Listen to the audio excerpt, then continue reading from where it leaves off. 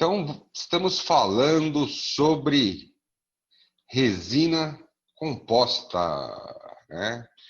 Mandei um videozinho aí com um resumo, um site de dentística, né? Um canal de dentística bem interessante, não me lembro agora o nome, tá? Tem vários vídeos ali, tá? Que vocês podem também ir acompanhando, tá?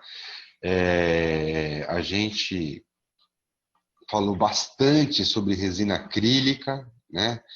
Que é uma resina muito usada no consultório, no laboratório, que é praticamente uma resina pura, né? Uma resina pura. É o metilmetacrilato, né? Que se polimeriza em polimetilmetacrilato, tem uma contração relativamente grande, tem várias formas de poder processar, e a gente vai usar esse material para fazer aparelhos de orto, para fazer provisório, no segundo ano moldeiro individual, algumas partes da prótese total precisa fazer, a outra Marielle chegou, né? Então, agora para usar na boca, direto na boca, fazer restaurações, esse material não é bom, né? Então, porque contrai muito, tem baixa resistência ao desgaste. Então, rapidinho, se fosse fazer um molar, assim como acontece com provisórios, né?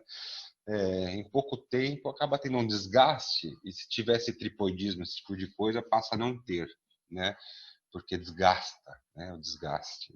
Isso é por causa que o material tem baixa dureza, uma dureza, né? Não é um material muito duro, ok? E acaba tendo um alto desgaste. Existe relação entre a dureza do material e o desgaste, né? Então, para fazer restaurações, esse material, né, não é considerado um material,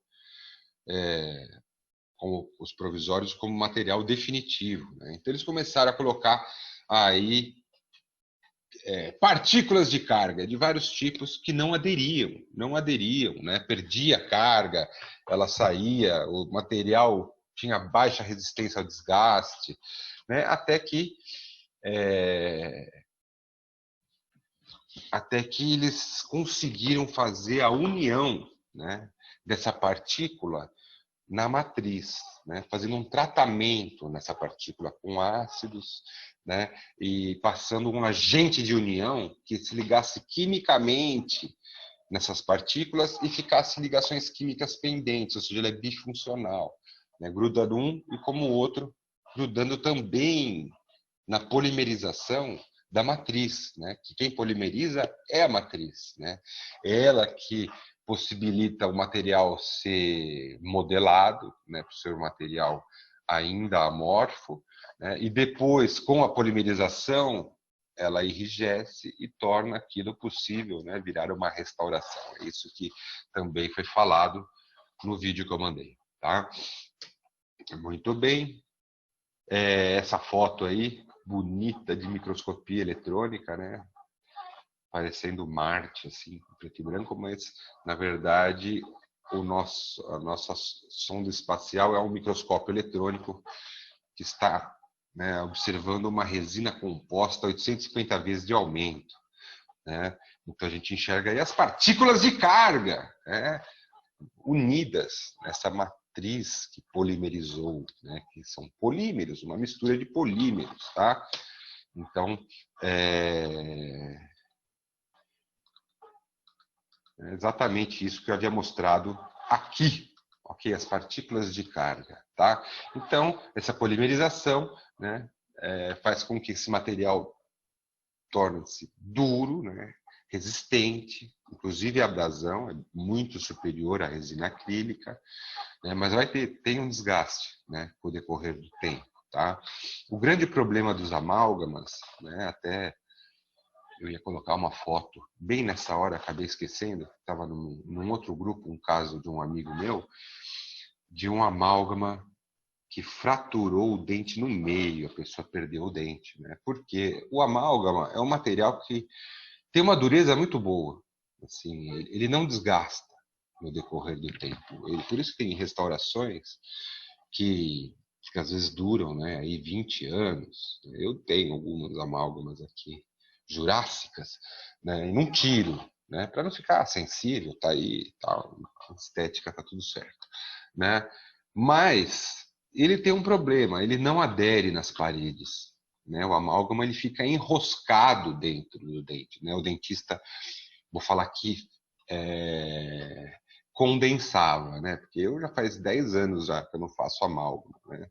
Talvez em posto de saúde ainda, né? Mas é um material que tem mercúrio também, né? Então a gente evita, né? Mercúrio pode acumular no cérebro e causar problemas, né? Então, mas não depois que ele cristaliza, né? Durante, né? Durante a, né? Às vezes também no desgaste pode ter. Na hora de tirar o amálgama, né? Tinha muita essa preocupação se ia ter vapores de mercúrio, né? Então, é um material que a gente passou a evitar. Inclusive na faculdade, eu acho que não sei se ensina hoje em dia, né? Mas ele é um ótimo material, era, né? Duradouro, né? Só que ele não une nas paredes dentárias, ele fica enroscado. E para piorar, às vezes o dentista, para o amálgama não sair, ele fazia um buraco expulsivo. O buraco ficava num formato, né, de forma que o amálgama entrasse e travasse lá dentro, depois que ele endurecia. Isso, logicamente, enfraquece as paredes do dente, porque você está aproximando, né, da base dessas cúspides que vão servir para mastigação. Cúspide de trabalho, as linguais aí, né, as palatinas superiores vão ocluir dentro de fósforas, vai ter uma força grande em cima delas aí, às vezes no movimento de lateralidade também, né? Então, quem quebra não é o amálgama, é aquela casquinha de dente, por exemplo, aqui na mesiolingual, né? Aliás, uma amálgama aqui parece que já deu uma fraturadinha nessa foto. Essa foto não é minha, é bem antiga da internet, tá?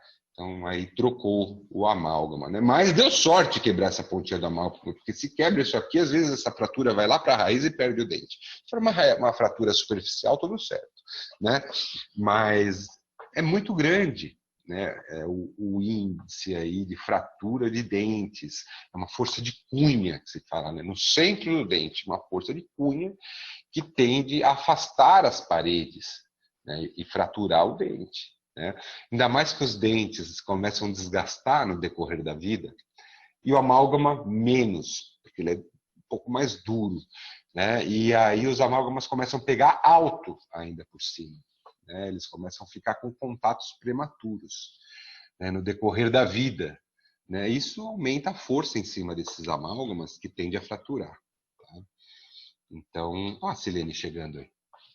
Então, a resina composta, ela tem um módulo de elasticidade também mais próximo do dente natural, né?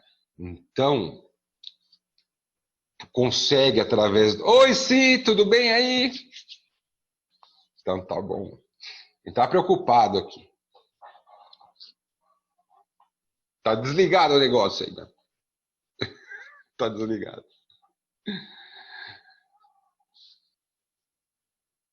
Bom, entendeu. Tá desligado o microfone, filha? Eu não tô te ouvindo, sério. Mas tudo bem. Consigo entender, não tenho. Não tá ouvindo. Tá desligado alguma coisa aí, não?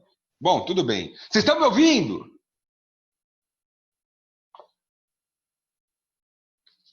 Então, tá bom. Estamos falando da resina foto, resina composta, na verdade, né? Resina composta, tá? Que também é, nesse caso, foto ativada, tá? Então ela adere nas paredes desse dente, né? Que tem um condicionamento ácido, os adesivos, né? Existem vários tipos aí que o dentista pode utilizar, que penetra na dentina, penetra no esmalte, polimeriza, enrijece ali dentro do dente, né? Trava, e aí depois fica com ligações pendentes, porque sempre a resina fica com ligações pendentes, eu já falo isso daí sobre isso daí, tá? E aí ele coloca o material que gruda, né, gruda e adere nas paredes do dente, diminuindo o quê?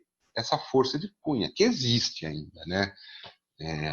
Tem alguns estudos que mostram as forças ali, né, feitas por computador, né, que mostram que existe ainda uma força de cunha bem menor do que a amálgama, tá? Elemento finito, é um estudo de elemento finito que se chama, que prevê as forças dentro dos materiais, né? Então, o compósito é essa união aí da matriz, que é a resina, do silano que está unido na carga e une as duas, né? Então, dois ou mais materiais que são quimicamente diferentes, né? Um é orgânico, outro é inorgânico, né? E eles têm uma interface de união causada pelo silano, uma união química. Isso que é o importante que traz todos os benefícios desse material, né? Então, mostrei essa molécula aí, que é uma macromolécula, né, desse monômero, é bem grande, o bisfenol A, glicidilmetacrilato, que é um parente do metacrilato, né? Ele tem ali aquelas duplas ligações que são reativas, né? Também ali, que faz acontecer a polimerização. E essas ligações com oxigênio, né, que caracteriza o metacrilato. Então, aí o bisfenol, esses dois olhinhos no meio da ligação aí, que são os grupos fenólicos, né? Então, essa ligação com esse formato hexagonal aí, tá? Nós temos o bis-GMA, que é um monômero utilizado bastante nessas resinas, o uretil-dimetil de metacrilato, o DMA, né? E o TEG-DMA, que já é um monômero utilizado muito em adesivos, porque ele é mais hidrófilo, ele penetra na dentina melhor, tá? Então, muito bem.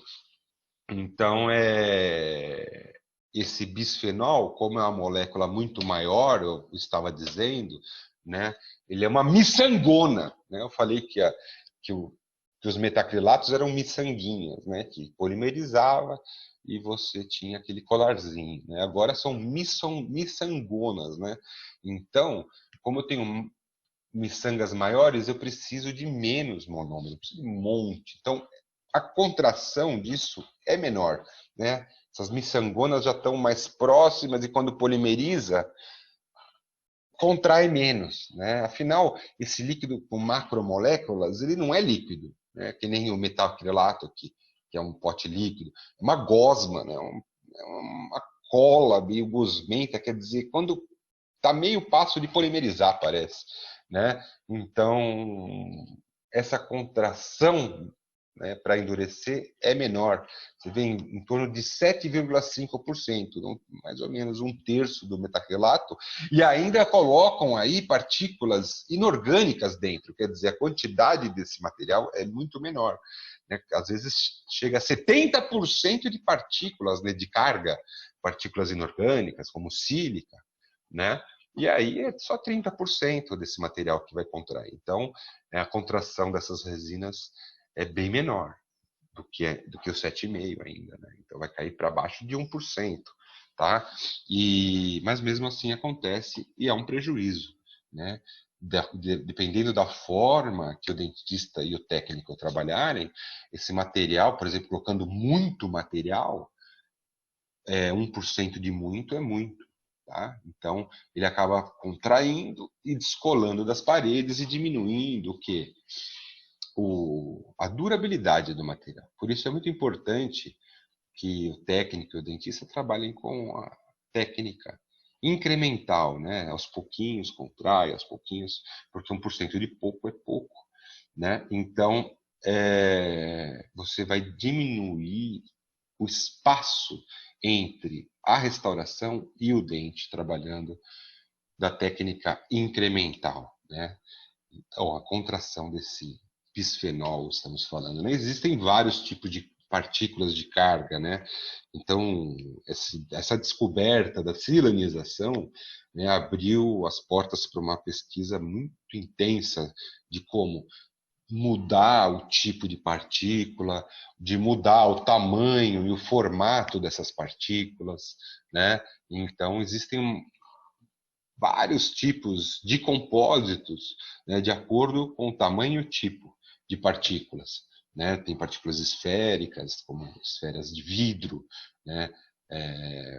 Também outros tipos de partícula, como a própria zircônia, né? Sílica, tá? Então, de acordo com o tamanho das partículas, elas foram divididas em tradicionais, né? Que foram as primeiras que foram introduzidas e eram macroparticuladas, partículas grandes, e ela tinha tendência de ficar muito áspera. Era difícil polir esse tipo de resina, e é uma resina que saiu um pouco do mercado, e ela é menos resistente. É porque partículas grandes deixa muito espaço vazio entre as partículas, né? Então, preenchidos, logicamente, pela parte orgânica, né, por exemplo, o bis de Ma, né? Então, mas quanto mais encaixotamento das partículas, como se fosse um Tetris, né, encaixado tudo bonitinho. Se tiver um espaço vazio, né, então tem uma partícula menor que ocupa aquele espaço vazio. Então você tem menos quantidade de matriz orgânica ainda. Então surgiram as microparticuladas, né, que tinham várias particulinhas, tal, bem pequenas, e perceberam que o polimento melhorou bem, né? Então, para polir, elas ficam mais lisas. Mas em termos de resistência, chegaram à conclusão que as híbridas são melhores, né? Partículas grandes, médias, pequenas, submicroscópicas, que hoje colocam também sílica coloidal, né? Então, partículas nanométricas, que essa palavra faz sucesso na pesquisa, né? Então, diferentes tipos de partículas são híbridas, né? A maioria das resinas compostas utilizadas hoje no mercado são partículas híbridas. E, às vezes, alguns profissionais gostam de colocar microparticulada na superfície para conseguir um polimento melhor, tá? Ok, nós temos alguns tipos de partículas de carga, né? Pode ser quartzo, né, que é mais comum e resistente, tem formatos irregulares, né? Formato irregular. Vidros cerâmicos, que tem formato um pouco mais regular, né? Que se destaca também pela translucidez, né? E a sílica coloidal, que são partículas submicroscópicas, né? Que são partículas que preenchem qualquer espaço ali que possa estar vazio, né, com essas partículas então inorgânicas dentro de uma matriz, né, dentro de uma matriz orgânica, né, que polimeriza, né? Então nós temos também uma tabela comparativa entre os compósitos, né? Então que é exatamente o que eu estava falando, né? Então as microparticuladas aqui, né? As tradicionais ou universais, vamos dizer, né? Microparticuladas têm o melhor polimento e estética, né? Tem uma maior contração, né? Porque não tem aquele encaixotamento ideal, né? Que tem nas híbridas, né? Então, as compactáveis não deu muito sucesso. O dentista estava sentindo falta de apertar um material ali, igual fazia com a amálgama, sabe? A amálgama meio um pozinho que ele ia apertando e ele ia grudando por causa do mercúrio. Tá? Esse negócio de apertar para fechar bem o fundo, geralmente áreas lá no fundo da cavidade, em que põe aquela matriz, não sei se vocês já viram aquela matriz que vai fechando, fechando, fechando, fechando, envolve o dente, né? Então,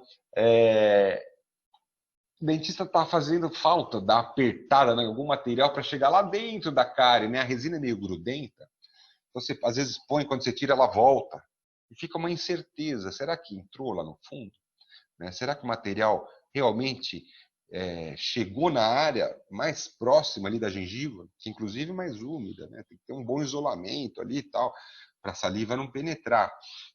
Então, quanto mais profundo, mais a necessidade do dentista mandar para o laboratório fazer, né? Porque às vezes dentro da boca ali ele não vai conseguir isolar, por baixo da gengiva, sangrando, né? Às vezes aí que tem a indicação do trabalho indireto, que é moldar e mandar para o técnico, né? Mas essas resinas que compactavam aí para, ufa, olha, uma resina meio amálgama, não pegou muito, né? Então pegou sim a Flow, né? A Flow foi, acho que, a substituição para essa técnica. Ela vem com uma seringuinha fina e ela flui, né? Então ela tem, na verdade, menos partículas de carga, né?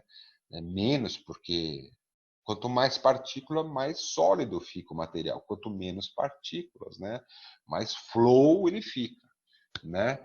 Então é uma alternativa para essas áreas profundas, né? Vai com uma seringuinha e aí põe luz no material, polimeriza, né? Então muitos profissionais usam esse material flow, né?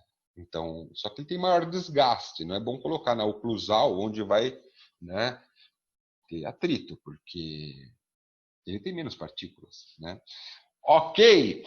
E o laboratorial, a resina laboratorial, né, surgiram várias, né? Na verdade, quimicamente, é a mesma coisa que o material odontológico, né? Lógico que muda de patente, de marca para marca, né? Mas é basicamente monômero e partículas, tá? Em uma porcentagem maior possível de partículas, né?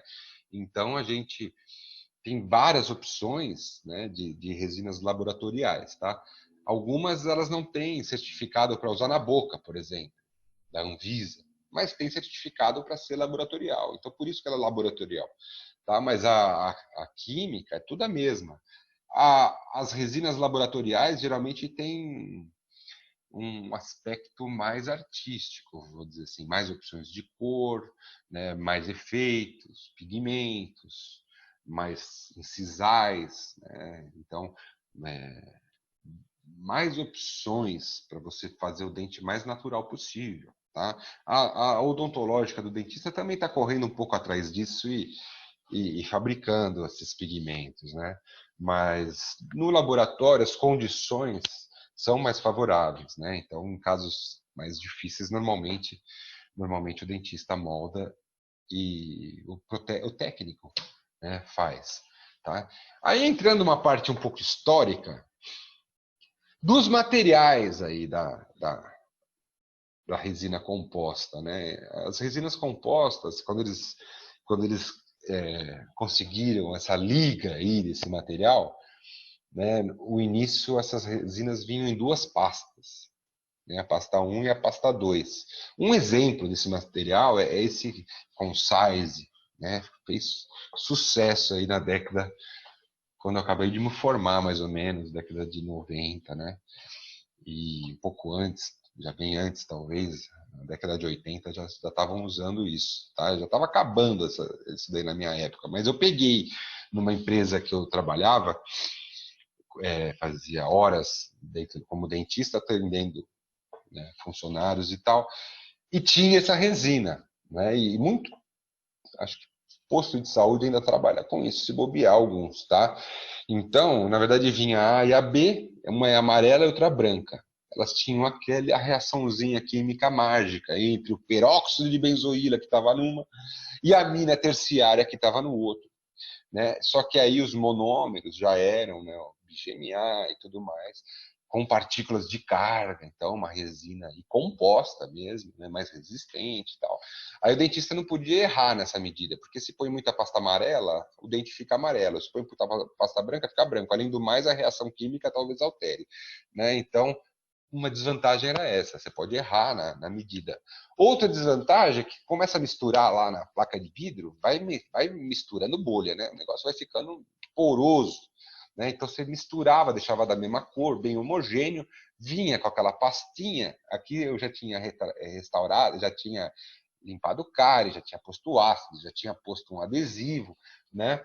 E aí punha lá no buraco e corre fazer a restauração, pá, pum, começava a endurecer, ai meu Deus, ficou meio grande, tudo bem, aí vinha, desgastava, e tinha um tempo, era um sufoco fazer a restauração com aquele material, né? E além do mais, muita resina, contrai muito. Ele descolava toda hora, né? Então, não era um trabalho assim, que tinha aquela durabilidade, né? Então, olha ela aí, né? Uma pastinha branca, ela vinha já com uma plaquinha de papel assim, que se misturava com a de plástico, né? E às vezes fazia a restauração com aquele plastiquinho mesmo, né? Então, aí expandiu essa filosofia de ativar esse material com a luz. Oh, beleza, aí salvou a vida, porque daí a gente pôde, primeiro, trabalhar aos poucos, né? Colocar um pouquinho e polimerizar. Aquilo contrai um pouco, aí depois a gente vai ponto. Mas como é que gruda a segunda parte na primeira que eu pus? Pelo seguinte, a polimerização ela é inibida pelo oxigênio. Tá? O oxigênio inibe a polimerização. Então, o material está polimerizando com a luz, graças à canforoquinona, né, um dos materiais que faz estimulado, excitado pela luz, né? Então, o librão elétrico começa a polimerizar, né? Opa, tá ok, 10 minutos, né? E aí o material vai polimerizando com a luz, tal, ativando, polimerizando, e aí a superfície do material tem oxigênio, né? Tá com o meio ambiente. E aí as ligações ficam pendentes. O oxigênio ali, ela, opa, não tenho ninguém para polimerizar aqui, quem que eu vou, quem que vai entrar, quem vem, as ligações aqui ficam, ó, oi, quem que eu quero, pendentes. Quando você coloca uma nova camada, aquelas ligações continuam a polimerização, carbono, opa, eu vou aqui, pum, começa de novo e uniu quimicamente de novo. Aí a superfície, de novo, oxigênio. Quem que vem? E você consegue pôr outra camada, né? Essa camada se chama camada de dispersão. Importante, a camada de dispersão, né? Que é essa camada que está sempre grudenta. Você faz o trabalho, olha, mas professor, essa resina fica sempre grudenta, assim? Não põe o dedo que contamina. Não põe o dedão aí, porque vai ficar, né, todos os pigmentinhos ali no meio da resina. Não põe o dedo na resina. Nunca. Né? Então, vai ficar grudenta a superfície. Tá? Muitos profissionais, na última camada, quando vai polimerizar, colocam glicerina, né? Uma pasta de glicerina. Também pode ser usado lubrificante íntimo. Por isso que às vezes está na lista do segundo semestre um KY. Né? Aí o pessoal fica meio assustado. Né? É para a hora da prova. Ela fica. Que belezinha. Ela é muito fofa. O que aconteceu? Caiu? Muito fofo. Você travou. Você caiu da cadeira, Mar. Eu tava pensando, será que acabou aqueles 10 minutos que eu tinha? Fiquei pensando aqui. Foi bem na hora tem 7 minutos ainda. Tem os 7? Ah, vamos tomar um café então. Não, brincadeira. Tá dando para entender aí, people? Sim. Mas daí o que os profissionais colocam sobre? Isso daí? Então, quando a resina polimeriza, a última camada põe uma camadinha de um lubrificante íntimo, por exemplo. Glicerina. E aí o oxigênio não consegue entrar em contato com o material. E aí, quando polimeriza, não forma aquela camada grudenta. Quer dizer, também não vai dar para colocar mais material, porque não vai grudar. Você entendeu? Seria para deixar a superfície dura, mas sempre fica um pouco grudento, viu? Mesmo colocando esse material, depois você lava assim, você sente que tá um pouquinho grudento. Vai ter que passar uma borrachinha e tirar essa parte grudenta, começar a dar polimento, aí sai. Aí a resina que está logo abaixo tá beleza, brilhante, bonita, mas a superfície, essa camada de dispersão é o que possibilita a gente unir outros. Certo? Ok? Beleza. Tá calma nessa hora. Então surgiram vários materiais, tá? Né? Várias marcas, com vários tipos de partículas diferentes, né? Graças a essa ativação, graças a esse iniciador, né? Que é a canforoquinona. Né? A canforoquinona é amarelada, né? Vocês viram, né? Aquele pó amarelo, né? Isso daí às vezes é ruim para aqueles materiais que eles querem que seja muito branco, para dente clareado. Então, às vezes eles têm opções desse PPD, que é um outro material que é fotossensível, a azul, né? Ao espectro de luz azul. Quer dizer, quando esse material recebe a luz, ele libera elétrons, que faz com que polimerize, né, o material. Interessante isso daí, né? Um material que é estimulado pela luz azul, né? E é azul. Se colocar luz vermelha não adianta nada, tá? Então, ali no caso clínico, né? Você vê ali o dentista usando o isolamento absoluto, né? Que a gente tem essa preocupação com a saliva na boca, que ela vai impedir a adesão. Né? Você tá fazendo... O amálgama antigamente não precisava de nada. Você punha o amálgama, apertava, aí vinha uma onda de saliva. Você apertava mais, o amálgama expulsava a saliva de dentro. Você podia fazer com sangue, com saliva. Era só apertar bem o amálgama. Aí as partes grudavam, o sangue saia, o próprio mercúrio sai de dentro. Quando você vai apertando, vai aflorando o mercúrio. Assim, a restauração fica brilhante em cima, sabe? Era uma beleza, não precisava de nada. Né? Agora, a resina com água não funciona, né? Então, o ideal é fazer isolamento absoluto, que é uma borracha que o dentista perfura e põe um grampo, abraça o dente e fica só o dente para fora, né? Então, o dente fica isolado da língua, do céu da boca, da saliva, né? E a gente consegue ter um bom secamento do dente. Por mais que não é ideal secar muito para unir, né? Então, as fibras colágenas tendem a colapsar quando a gente seca muito. Que teve, né, o ácido, isso libera as fibras colágenas. Se seca demais, e a adesão é menor. É levemente seco, tem toda uma parte clínica aí para fazer essa resina, né? Ou para cimentar uma peça. Isso é a parte odontológica, né? Então, o dentista vai ter um fotoativador que é intrabucal, né? Então, essa luz azul vai polimerizando, né? Agora, muitos dentistas preferem um isolamento relativo, que é com algodão, enche a boca do paciente para tentar não contaminar, né? Mas sempre vai ter o ambiente úmido. Né? Então, a gente tem vários fotoativadores. Né? A gente, antes da década de 90, eu ainda tenho um desse, que é luz halógena, né? Que tem um ventiladorzão, porque a luz esquenta, né?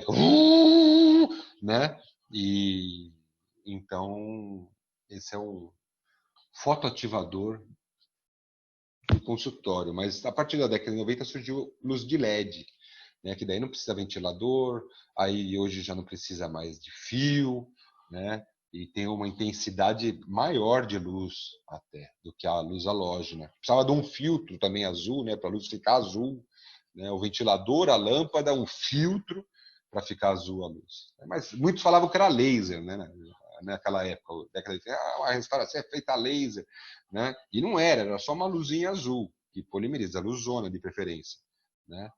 Então, surgiram também os fotoativadores laboratoriais, né, para a gente aplicar essa resina foto aí no modelo, né, e colocar dentro de uma caixa de luz. Tem com gaveta, que é parecido com o nosso, que a gente usa, né? Tem alguns mais modernos aí da própria EDG, tem aquele Cube, se chama Cube, né? Como é que é Cube? Cube? Como é que fala? Cube. Cube. Cube. Cube. Como se fosse um quê? Ah, tá. Cube. Valeu. Depois você vai na continha das aulas aí que eu vou começar a fazer umas perguntas. Valeu, mano. Esse aqui é da Cota. Esse aqui é da Cota, a famosa aí também. Tem vários fotoativadores. Tá? Eu gostei desse Cube. Ok. Então, o dentista e o técnico têm que se preocupar em não colocar muito material dentro de uma cavidade e polimerizar. Porque a tendência de muito material é contrair mais e descolar das paredes, né? Então você abre um espaço, às vezes microscópico, que você não está enxergando, entre a restauração e o dente, né? Então, tanto no laboratório como no consultório, o ideal é usar a técnica incremental. Põe um pouquinho, põe luz, põe um pouquinho, põe luz, põe um pouquinho, põe luz, põe um pouquinho, põe luz, né? Então, assim, você não tem competição entre as paredes também. Ah, eu que estou preso, não, eu que estou preso, não, eu que colei aqui, eu que colei, ele vai contraindo até que alguém solta, né? Aqui não, ela está se contraindo em direção à parede, né? Não tem aquele lado segurando, né? Então, põe um aqui, o outro, né?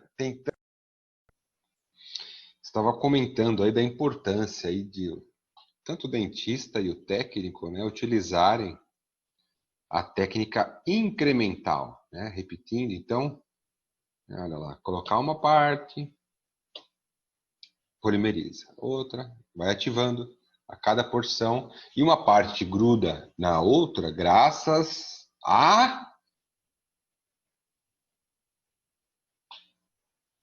Fala aí. Uma parte gruda na outra graças a... Deus. Deus! Essa daí é boa para prova, hein? E é boa a resposta para prova também, fala a verdade. Graças a Deus. Graças Parece a... aquelas respostas de Enem. Então. Graças à camada de dispersão, que é a camada, né, que fica ali com as reações pendentes. Tá? Muito bem. Por que interagiu com o oxigênio? Ok. Então, a técnica indireta é aquela que a gente está interessado, na verdade, né? Então, o dentista às vezes tenta fazer a técnica direta e fratura, né?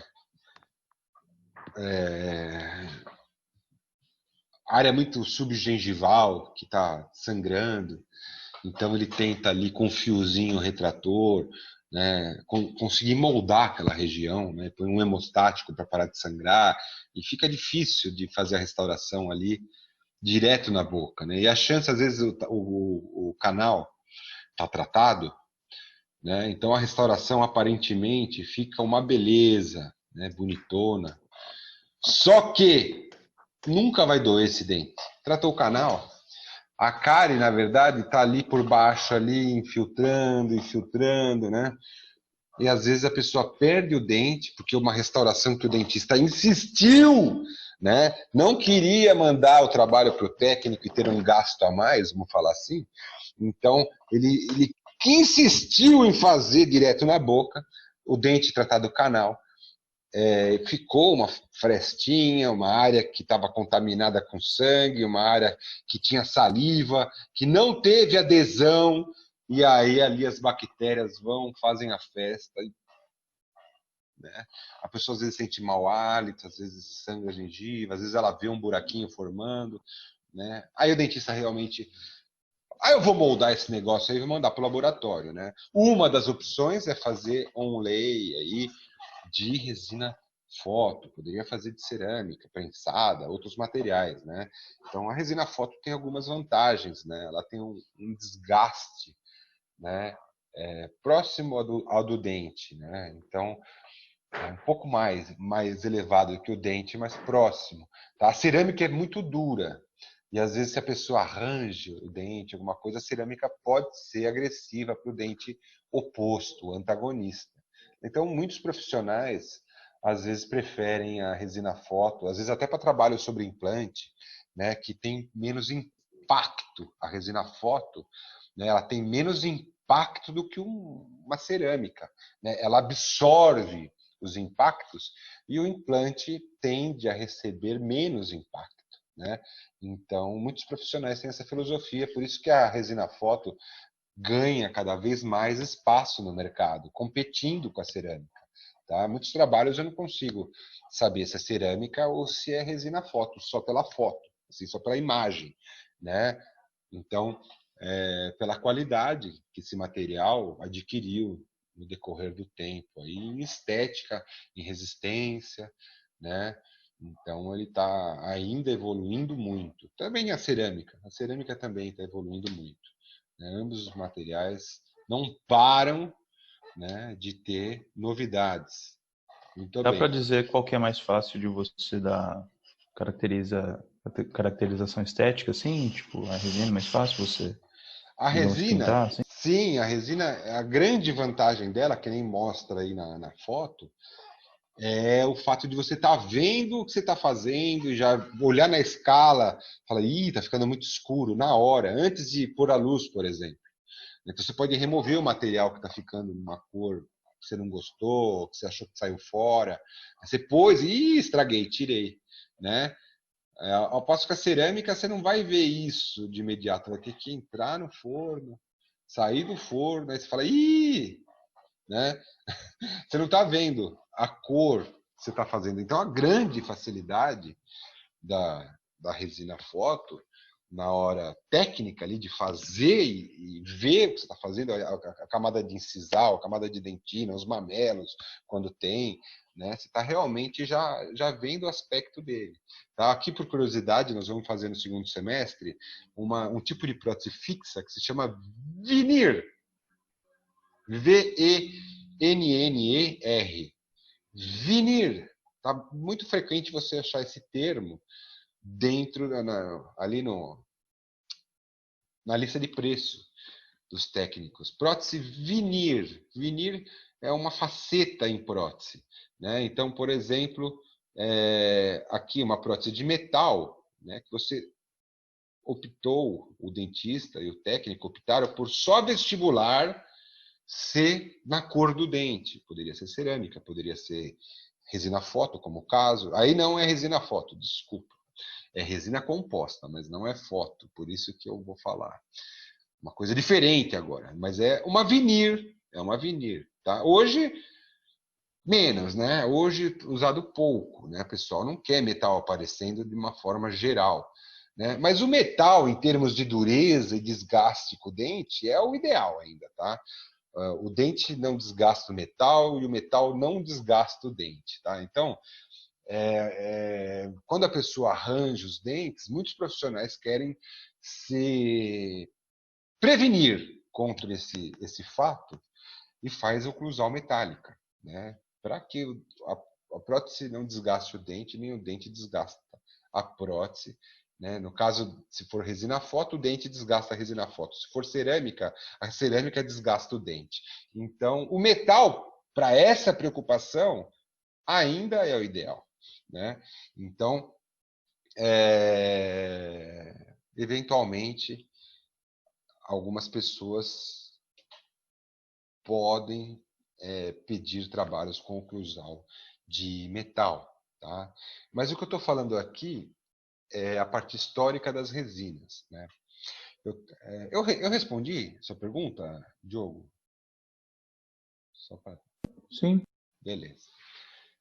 Agora, tem os técnicos que dominam a cerâmica de uma forma que eles já enxergam no pó rosa com pó branco a cor que vai ficar, pela experiência, né? Então, a gente vai adquirindo essa experiência de não estar enxergando aquilo, né? Antes de sair do forno, tá? Então, só para complementar a sua pergunta. Tá? É que eu acompanho uma TPD, daí ela falou que ela se dá muito bem com a resina, tudo que é o que ela trabalha. E daí um dia ela falou assim, não, tem que tentar cerâmica, que todo mundo faz. Daí ela falou que ela mandou super mal, assim, sabe? Tipo, não conseguiu dominar a cerâmica de jeito nenhum. É tempo, aplica, ficou ruim, aí muda a camada, faz camada de sisal mais fina, né? É uma coisa que realmente exige Mas treino. deu a entender que é um negócio que a resina, assim, hoje em dia também tá super bom, assim, a qualidade Tá, sim, sim. excelente. Com certeza, né? Não é um material que foi vencido pela cerâmica, não. Tá? Pelo Então contrário. eu tava até assistindo também um vídeo agora não sei se foi o mesmo canal que você mandou lá, de cerâmica composta, cerâmica não, De desculpa, resina resina composta. composta. E o Aham. cara mostrou um exemplo de um trabalho que ele fez, tinha 8 anos já e tinha Tava, melhorado até o tava trabalho. ok. Então. Mas essa é a tendência mesmo, Porque tá? parecia como um sombreado, assim, sei lá, tava um pouco mais Sei. bonito até. Que legal. Eu acho que tem umas fotos aqui de um vídeo que talvez você tenha assistido aí. Vamos ver, tá? Mas, assim, nesse histórico aí da resina, a primeira que surgiu foi essa pasta que eu estava comentando aí nessa início da aula, né? Que eles misturavam duas pastinhas e tal. Isolite, não era, Má? É? Isolite? Isolite é para isolar. Não, como que chama? Concise. Não, o Geraldo Adaptique. usava. Adaptique. Não é. O Ah, Geraldo esse usava. aqui. Esse que eu tô falando é cromazite. Isso, cromazite. Cromazite. Isso. Parece com isolite. Isso, cromazite. Ó, tá escrito aí até, agora que eu vi. Cromazite. Viu? O Geraldo usava bastante, ele trabalhava bastante com isso daí. Isso daí. No começo. Que era uma resina composta, com partículas, tal coisa, só que ela polimerizava com calor e pressão. Né? Isso, Então vinha uns potinhos assim, bonitinho, tudo feito. Eu acho que eu tenho até foto dele. Deixa eu ver se tem aqui nessa aula. É isso aí mesmo. Vinha uns potinhos assim, olha lá, um kit. Pro laboratório isso aí era o ó, né? Isso, tinha sisal. Era novidade, né? Novidade, A1, A2, A3, todas as cores ali, né? Se eu não me engano, era da Ivoclar mesmo, não era? Eu não lembro. Tá? Eu acho que é sim. Então era top isso daí na década de 80, assim, tá? E aí não fazia... fala a década, né? Pelo amor de Deus. Então a gente ia aplicando com uma espátula, né? Dentina, esmalte, ela ficava bem firminha, ou seja, não escorria. Você conseguia aplicar, o dente ficava, depois punha na panela, temperatura, pressão, que davam uma maior resistência, né? Então a gente fazia dente com resina foto. Eu não peguei essa época aí, né? Mais jovem. Eu também não, nem lembro disso. Mas eu lembro que na tabela de preço dos laboratórios, cromazite, até depois eu não lembro nada disso. disso, né? Até depois que eu me formei, tudo estava lá. Tá? Tinha pigmentinhos, olha lá, para passar com pincel, né? Era realmente o primeiro trabalho assim que começou a competir com cerâmica, né? Fala em dentes mais resistentes, tá? Para quem não lembra, vocês estão bem informados. Viu? Estão bem informados. É porque a gente lê bastante. Tá, a gente chega lá. Então, uma panelinha aí, ó, de pressão e calor. Eu acho que tem uma parecida com essa aí lá no segundo ano, que você gira assim, claro, dá pressão, dá calor. Tem, mas é um pouquinho mais moderna. Um pouquinho mais moderno.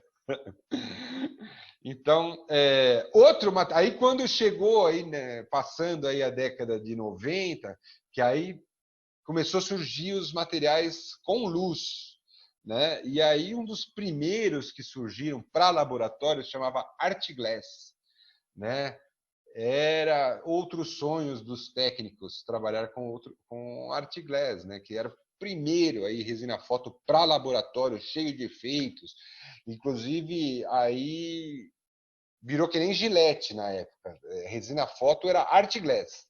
Você via as tabelas de preço, já tinha umas 10 marcas no mercado, já, mas era sempre Artiglass que estava escrito lá, que significava o quê? Resina composta, de laboratório, né? Então, uma onlay, uma inlay, uma coroa total, uma metaloplástica sobre o metal também, né? Então, Artiglass. Depois, hoje, parou um pouco com isso, porque muitas Artiglass começaram a quebrar na boca depois de um tempo, que ainda não estava no material ideal, né? E aí já não queriam mais Artiglass, aí sumiu das listas o nome Artiglass, né? Então, aí a gente trabalhou no curso um bom tempo, a FOP, que comprava todos os materiais aí para os alunos estudarem, né?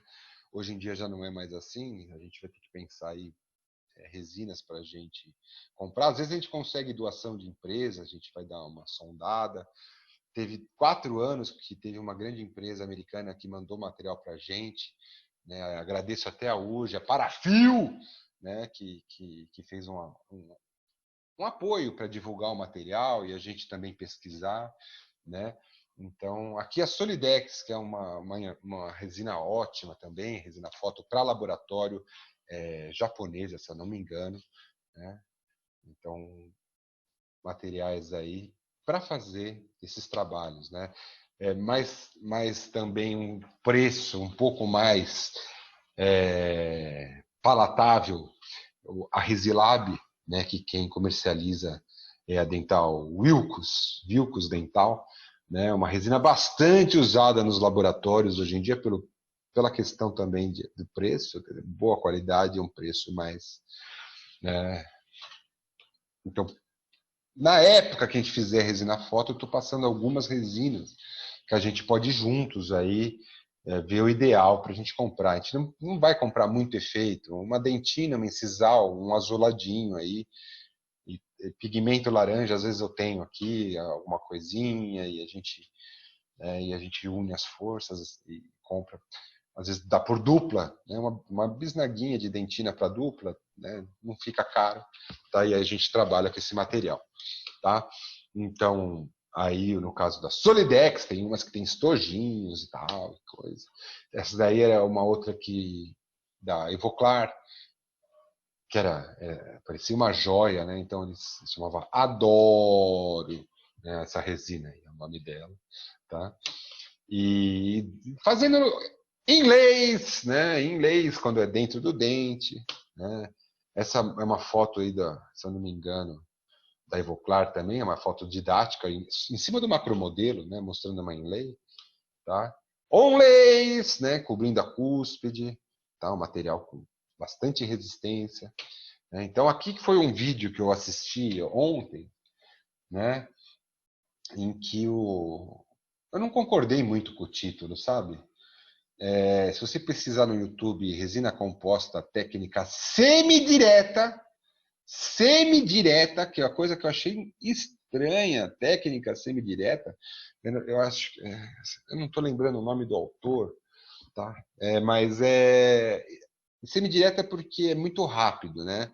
Ele moldou e tem um material que é tipo um silicone que fica bem rígido, ele faz o modelo bem rápido, né? Ele troqueliza super rápido, que ele usa, na verdade, uma peça de Lego. Muito interessante isso daí. Eu achei que ele pega um Lego, põe o material em cima, quando ele está mole, esse material que é silicone, e serra. E já fica lá um encaixezinho para sair o dente e tal, né? Para fazer o troquel, em cima do Lego.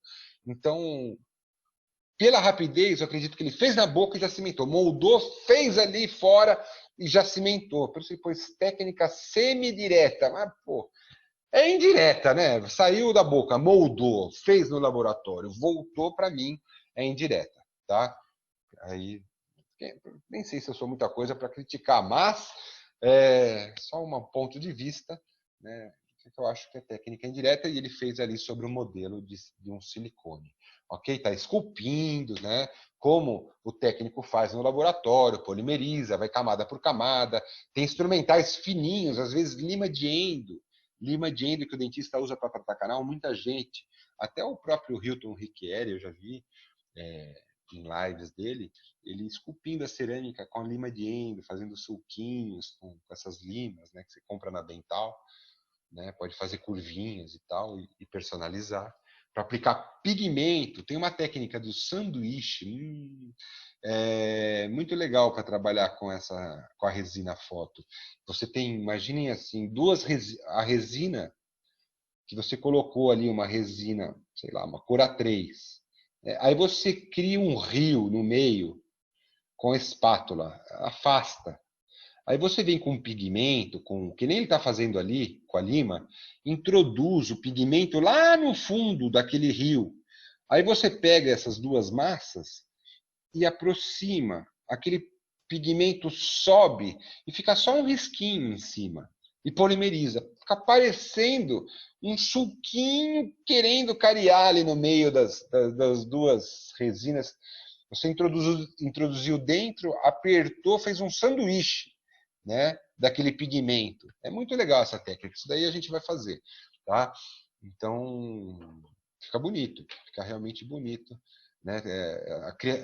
Trabalhar com a criatividade aí para você fazer o dente mais natural possível. É lógico que você precisa saber como está o dente do lado, né? Como que é a cor, o aspecto, né? Às vezes a gente inventa muito e às vezes aquele dente não faz parte daquela boca.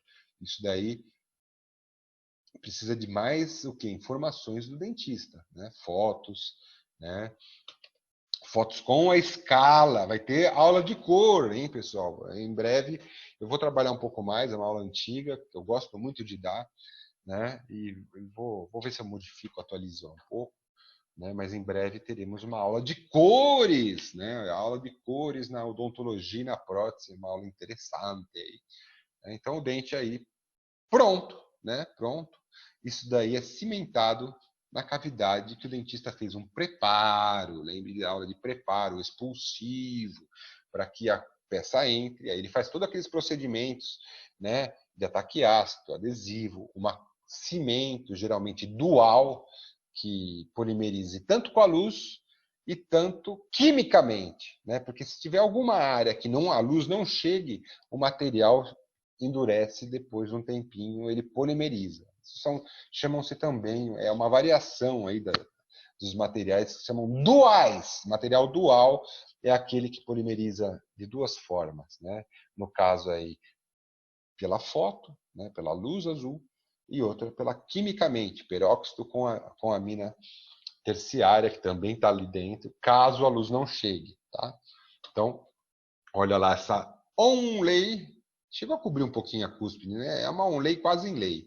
Um inlay quase onlay. É uma onlay, né? Então, cobriu um pouco a cúspide, né? Ela é removida desse material de silicone que não adere na resina foto. E aí tá aquela, né? Complete o dente. Isso daí vocês vão brincar aí durante a vida, né? É que nem aquele complete o desenho. Você tem metadinha do desenho e complete. Aqui é tridimensional. Você tem partes do dente e aí você tem que lembrar da anatomia. Ah, o sulco vai para lá. Ah, tá. Então você tem, né, que completar o dente que falta, né? Então, podemos fazer coroas totais também com esse material. Já é mais arriscado, né? Para o molar, principalmente, primeiro molar superior, onde vai uma baita de uma pressão aí, né? Então, eu tenho certo receio, né, de fazer uma resina composta total no molar do Maguila, por exemplo, né? Às vezes uma senhora, né? Então também depende do biotipo da pessoa, né? Tá? Então algumas coisas o dentista vai ter que ele que indica, né? É ele que vai pedir o trabalho, aí ele vai ter que levar em consideração esses aspectos individuais de cada paciente, né? De maneira geral, eu tenho receio de usar resina composta pura sobre, né, em coroas totais, por medo de fratura, tá? Então, quando a gente tem esse medo, uma opção é fazer uma base metálica. Aí entramos no assunto metaloplástica, né? Então nós temos um metal que serve de estrutura, né? Esse metal vai ser recoberto pela resina composta, né?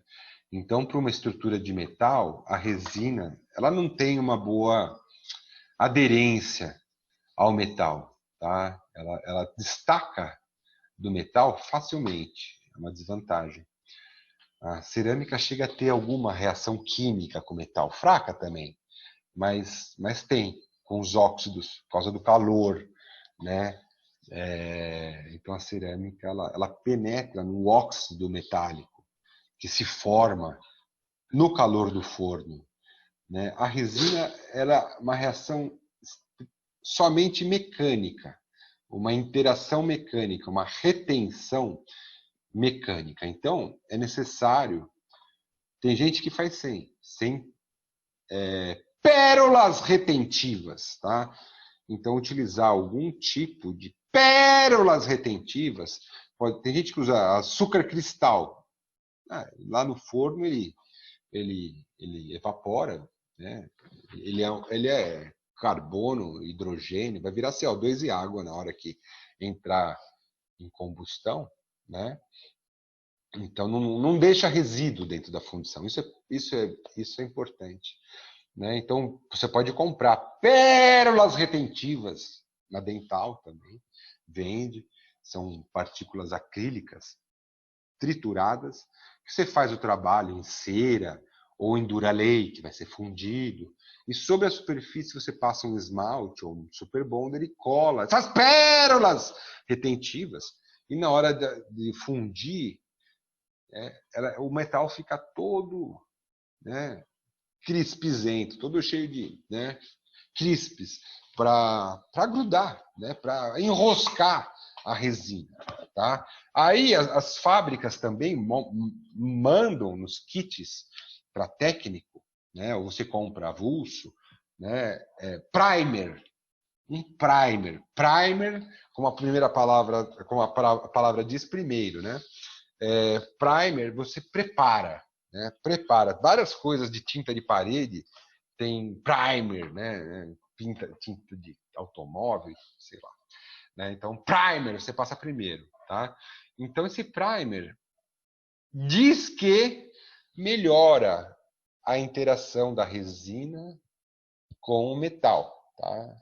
É muito difícil ter uma ligação química ali, mas o primer diz que melhora. Talvez por ser fluido, ele penetre. Talvez tenham monômeros ali que penetrem no jateamento, já que a gente jateia o metal também, e vai ter várias áreas com microaspereza, né, que bateu o óxido de alumínio e formou mais, né, retenção também. Então, esse primer penetraria nessas micro-retenções.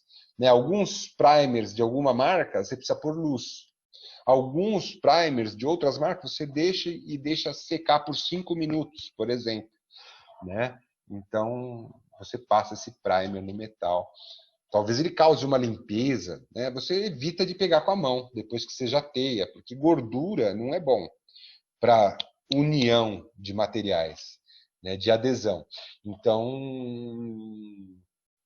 evite pegar com a mão quando estiver jateando a peça e aplicar o primer, né? Ou pega com uma pinça, ou pega com luva. Né? A luva pode ter talco também, que pode ter algum problema. Tem que tomar algum cuidado com a contaminação da peça que você está fazendo. Tá? Algumas pessoas, que nem eu falei, preferem sem pérolas retentivas. Confiam nesse primer, né? Um pouco mais. Tá? Para a cerâmica, nem pensa em ter pérolas retentivas. Não pensa, porque a cerâmica tem uma contração muito grande e ela vai trincar inteira numa situação dessa. Né? No forno, ela tem uma contração de 15%. É muita coisa. Né? Ela vai quebrar. Na verdade, se fosse uma cerâmica, né? A cerâmica ela tem que ter um metal bem acabado, bem, né, penteado, né? E geralmente com formato retentivo, tipo um cabeção e uma cinturinha para cerâmica. O metal, aí a cerâmica no forno ela contrai e abraça aquele metal e os dois não saem um do outro, né? Além do mais, a cerâmica consegue, o opaco, ele penetra no óxido da cerâmica, dá uma certa retenção química, tá? Então, nem pense em colocar perolinhas. Nós vamos falar de cerâmica também, embora vocês vão usar esse material no segundo ano. Né? Mas a gente está dando aula de materiais, a gente vai chegar em algum momento a comentar cerâmica, os tipos de cerâmica, os materiais estéticos que a gente está usando. Estamos começando por resina foto, resina composta. Né? Então, o metal a gente tem que ter preocupação com a cerâmica também. Né? A gente não pode pôr um metal na cerâmica que não suporte temperatura alta no forno. Né? Então, para a cerâmica tem que ser aqueles metais ali. Né? Agora, para a resina foto, você tem uma gama maior de metais para usar, né? Já que não vai no forno, é só luz. Né? Você pode usar metais de baixa fusão, por exemplo. Né? Então, para a resina foto, você pode ter uma gama maior de metais que você pode usar em resina foto. Para cerâmica, não. Né? Tem metais que são compatíveis com aquela cerâmica que você usa e às vezes não é compatível com outra cerâmica. É bem específico o negócio. Né? Então,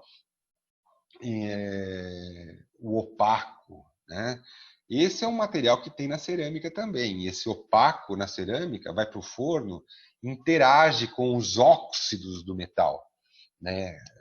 Unindo parte quimicamente. Tá? Já na resina foto, ela vai polimerizar e enroscar nas retenções que o metal tiver. E talvez alguma interação com o primer que foi aplicado anteriormente. Tá? É muito importante na resina, na cerâmica também, mas não aplicar camadas grossas. Porque o opaco, como o nome já diz, nós vamos ver na aula de cor também, ele não passa luz, né? Então ele foi feito para não passar luz, porque se passasse luz a gente enxergaria o metal que está por baixo. E o que a gente mais quer fazer é esconder esse bendito metal, que ninguém quer aparecer metal na boca, né? Então, se você faz uma camada grossa de opaco, a luz já bate na superfície e volta, ele é opaco. E aí polimeriza a superfície, mas aqui dentro, não. Né? Aí você tira da caixinha de luz, aperta o opaco com o instrumento para ver se está tudo bem, ele quebra e afunda. Ué, não polimerizou, porque está grosso. A luz não entrou lá dentro daquele opaco interno ali. Então, é melhor aplicar 4 camadas finas do que uma grossa, tá? Então, você consegue uma maior resistência desse opaco que está lá no centro do seu dente, né? A parte mais importante para que esse trabalho não frature, não tenha algum problema, é que o opaco esteja bom, mesmo na cerâmica. Tá? Então, essa é a parte que vai unir com o metal, tá? Nunca camadas grossas. Então, lá no opaco a gente já pode usar pigmentos, né?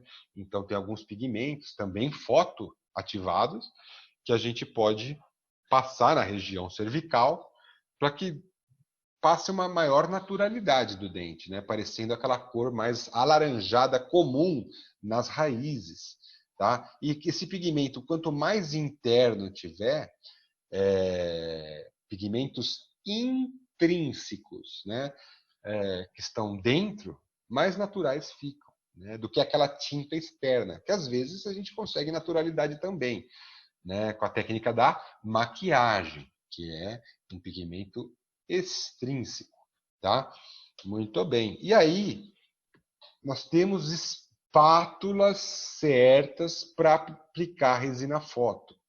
Tá? Geralmente, essas espátulas são flexíveis e não são de aço inox. Não aplique resina foto com o Lecron, com o Rollenbeck, que são esses instrumentais prateados, né? Embora esse seja prateado, ele provavelmente é de titânio, né? Ou algum outro material que tenha uma dureza elevada. Tá? Porque, na verdade, as partículas de cerâmica, as partículas inorgânicas que estão dentro da resina foto, elas são mais duras que o inox. Então, quando você tem algum atrito da espátula de inox sobre a cerâmica, na verdade, você está deixando íons metálicos no material. E você pode estar acinzentando esse material. Tá? Isso é fácil perceber depois que o material polimeriza. Que depois que você pôs na luz, se você raspa, por exemplo, o Lecron, fica uma linha cinza. Né? Ou seja, o seu material desgastou o Lecron, não foi o Lecron que desgastou o material, né? Então, evite materiais como o aço inox para trabalhar com a resina foto, tá? Você faz uma pesquisa depois no Google, tem umas espátulas chiques para a resina foto. A gente vai ter que comprar uma só para o segundo semestre, tá?